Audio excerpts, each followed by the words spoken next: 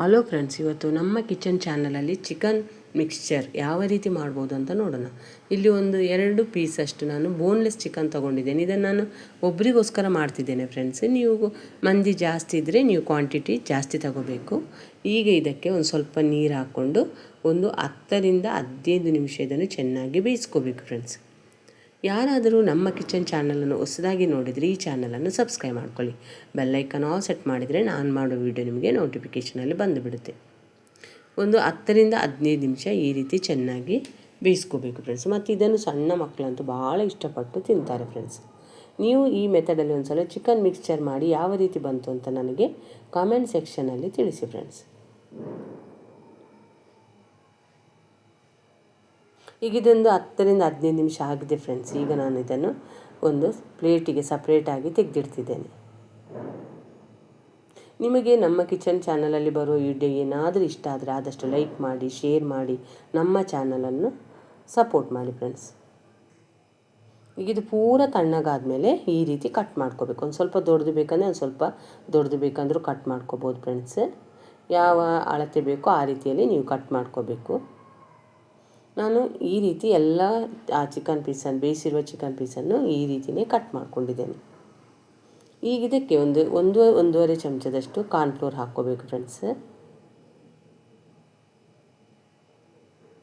Cornflour ಹಾಕ್ಕೊಂಡ್ಮೇಲೆ ಇದನ್ನು ಒಂದು ಸಲ ಚೆನ್ನಾಗಿ ಮಿಕ್ಸ್ ಮಾಡ್ಕೋಬೇಕು. ನಾನು ಚಿಕನ್ ಬೇಯಿಸ್ಬೇಕಂದ್ರೂ ಒಂದು ಸ್ವಲ್ಪ ಉಪ್ಪು ಹಾಕ್ಕೊಂಡಿದ್ದೇನೆ. ಈಗ ಎಣ್ಣೆಯನ್ನು ಆವಾಗಲೇ ಕಾಯೋದಕ್ಕೆ ಇಟ್ಟಿದ್ದೇನೆ ಫ್ರೆಂಡ್ಸ್. ಈಗ ಇದರಲ್ಲಿ ಎಣ್ಣೆ ಚೆನ್ನಾಗಿ ಕಾದಾಗ ಇದನ್ನು ಎಣ್ಣೆಯಲ್ಲಿ ಡೀಪ್ ಫ್ರೈ ಮಾಡ್ಕೋಬೇಕು. ಇದು ಭಾಳ ಬೇಯಿಸಿರುವುದರಿಂದ ಬೇಗನೆ ಫ್ರೈ ಆಗಿಬಿಡುತ್ತೆ ಫ್ರೆಂಡ್ಸ್. ನಾವು ಎಣ್ಣೆಯಲ್ಲಿ ಹಾಕಿದ ಕೂಡಲೇ ಬೇಗನೆ ಫ್ರೈ ಆಗಿಬಿಡುತ್ತೆ.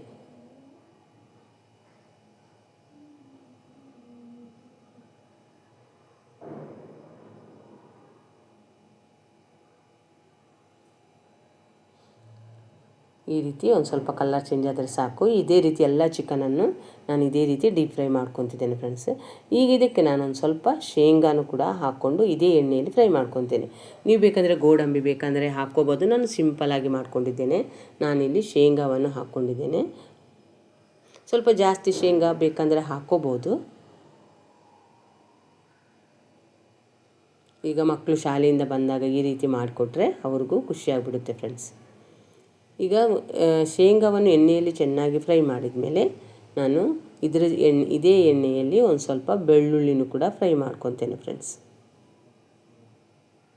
ನಾನು ಯಾವ ಪಾತ್ರೆಯಲ್ಲಿ ಚಿಕನ್ ತೆಗೆದಿಟ್ಟಿದ್ದೇನೋ ಅದೇ ಪಾತ್ರೆಗೆ ಶೇಂಗಾನು ಕೂಡ ಹಾಕ್ಕೊತಿದ್ದೇನೆ. ಈಗ ಒಂದು ಗೆಡ್ಡೆ ಬೆಳ್ಳುಳ್ಳಿನ ಜಜ್ಜಿದ್ದೇನೆ ಫ್ರೆಂಡ್ಸ್. ಅದನ್ನು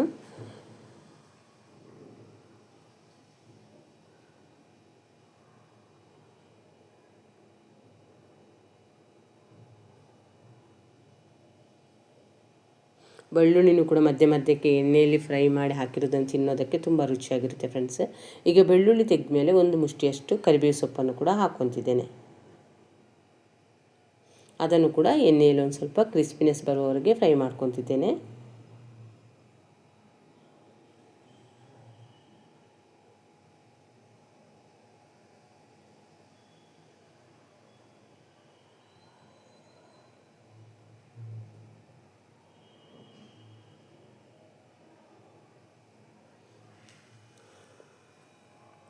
ಈಗ ಈ ಕರಿಬೇವು ಸೊಪ್ಪನ್ನು ಎಣ್ಣೆಯಿಂದ ತೆಗಿತಿದ್ದೇನೆ ಫ್ರೆಂಡ್ಸ್. ಈಗ ಇದಕ್ಕೆ ರುಚಿಗೆ ನೋಡಿಕೊಂಡು ಉಪ್ಪು ಮತ್ತು ರುಚಿಗೆ ನೋಡಿಕೊಂಡು ಖಾರನ ಹಾಕ್ಕೋಬೇಕು. ನಿಮಗೆ ಸ್ವಲ್ಪ ಸ್ಪೈಸಿ ಇಲ್ಲ ಅಂದರೆ ಅಚ್ಕಾರದ ಪುಡಿ ಜಾಸ್ತಿನೇ ಹಾಕ್ಕೋಬೋದು.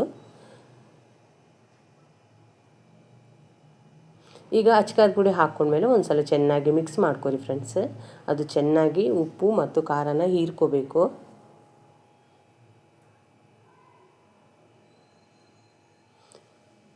ಈ ವಿಡಿಯೋ ಏನಾದರೂ ಇಷ್ಟ ಆದರೆ ಫ್ರೆಂಡ್ಸ್ ಲೈಕ್ ಕೊಡೋದನ್ನು ಮರಿಬೇಡಿ. ಈಗ ಒಂದು ಸಲ ಚೆನ್ನಾಗಿ ಮಿಕ್ಸ್ ಮಾಡ್ಕೋಬೇಕು.